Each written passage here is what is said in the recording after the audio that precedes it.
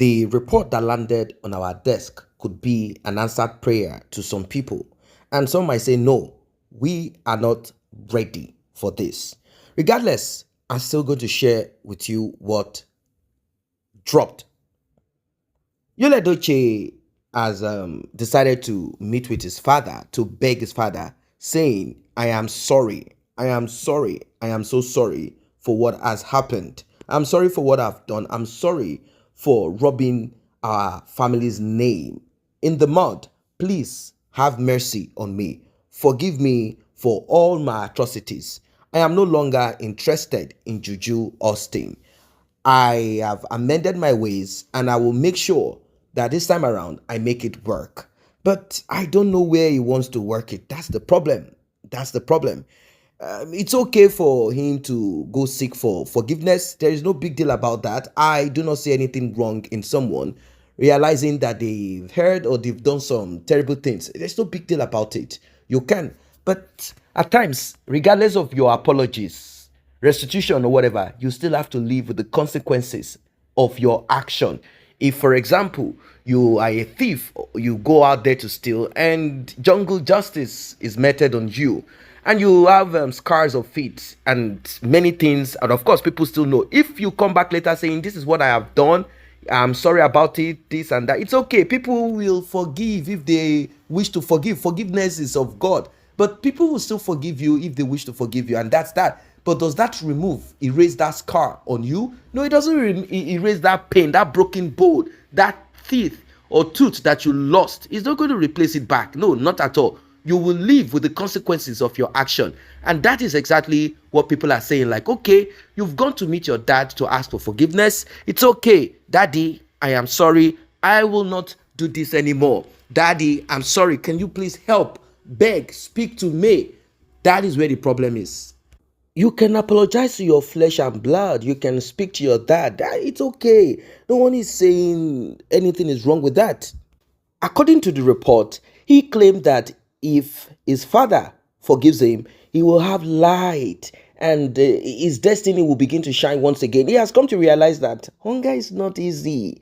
He has come to realize that nothing is happening in his life, that he's fooling himself. All that he has saved whilst he was hustling, doing whatever, he has paid some of them to lawyers. He has used it to feed Juju Austin to become bigger, and some of the cash, of course, he probably must have used it for his spiritual works, if you know what I mean, which none of them has yielded any positive result. Even he has not even touched one positivity in all that he has done. He has realized that he has become a loser. So he's now acting contrite, like, please forgive me. I will not do this again. Please forgive me. I am no longer interested in my ways. But now, there are intelligent people out there who are saying, no, this is a ploy to get May to drop the lawsuit. He has 100 million naira to pay, and not just that alone. There are other, things that he needs to sort. Look at him. He is no longer a man that can, drive into Lagos, go to the island of Lagos, move into that big mansion. It looks so big to him. Like, wow, I have arrived. He cannot arrive anywhere anymore. He's not even allowed around the perimeter of that particular place. Just imagine a place that you go in anytime you like. You have the key. People respect you. Once in a while, you do some house cleaning, clean up everywhere. Everywhere is shining. And you take videos of yourself smiling, showing to the world that you're a successful person at the age that you got to. And people respected you for this. All of a sudden, your dearth, you decided to bring it out by yourself. And now he's trying to sweep, trying to clean. But it's going to be difficult. That is it.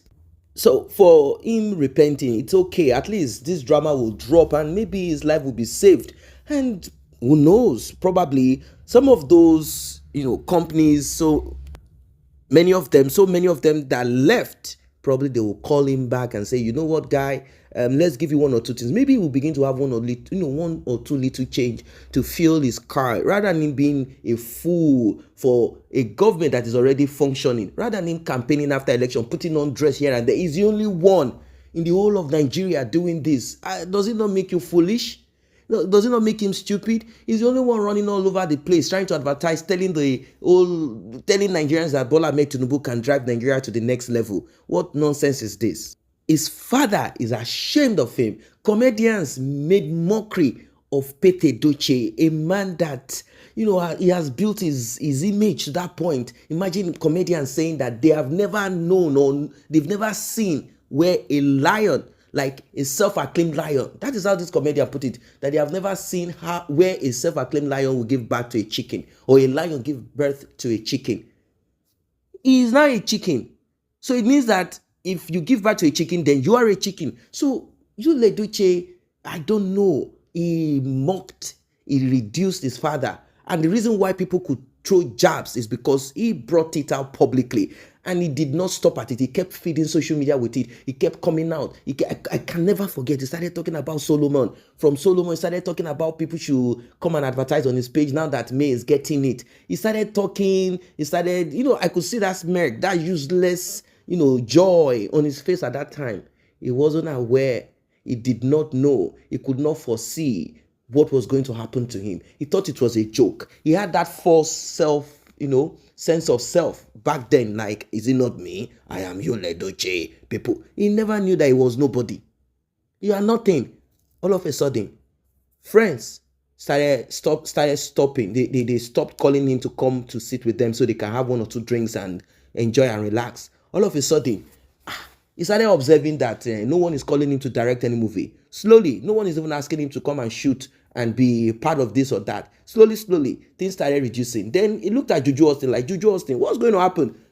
Juju Austin's own is worse. Juju Austin kept promising him of wealth and money and position under the sea. And I'm like, well, it is true. It could be under the sea, but you have to go under the sea to do what you need to do. You can't do this on this earth.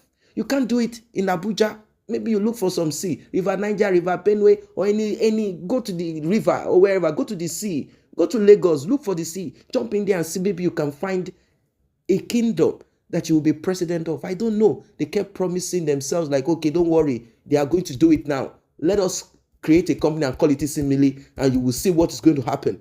They did. They created it. Now, how many people have given them contracts? How many people have asked them to come sell properties for them? Nobody. Even ordinary agent, rent room, BQ, flat. No one has called them to say, please help me rent out this flat or this block of. Nobody has called them for it. So we all know where he's focusing. So I think all of this pain, anguish, and suffering probably prompted him like, I cannot come and die, I won't come and RIP. So it's okay. It's better I go meet my father, get his blessings, and get myself off from this woman, Judy Austin. So the report is that he has decided like, you know what? Enough is enough. I need to bow out of this. Shame will not allow him say it publicly, but I'm hoping that he will. Well, let's see, maybe his father will accept, or let us see if his father will see through it, because people are already beginning to see through it. They are saying, no, this guy is just fooling himself. What are your own thoughts? Like and share. See you in the next update.